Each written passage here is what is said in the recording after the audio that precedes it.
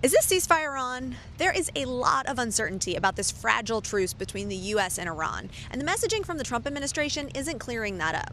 President Trump announced Sunday that the U.S. would be guiding other countries' ships through the Strait of Hormuz. That's that critical oil thoroughfare. And as that operation got underway, the U.S. and Iran traded shots in the strait. According to U.S. Central Command, the U.S. blowing up 6 small Iranian boats after Iran launched multiple cruise missiles, drones, and small boats at U.S. Navy and commercial ships. President Trump, meanwhile, says in a post to social media that Iran has taken some shots at unrelated nations.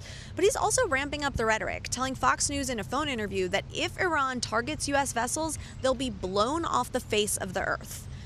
So to recap, CENTCOM says Iran targeted U.S. Navy ships. Trump says they shot at ships of unrelated nations. Trump also warns that the U.S. will blow Iran off the face of the earth if they target U.S. ships. Meanwhile, the status of peace talks is incredibly fluid.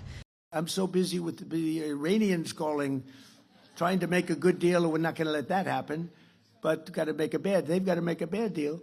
But if they make a deal at all, because frankly, maybe we're better off not making a deal at all. Do you want to know the truth? Because we can't let this thing go on.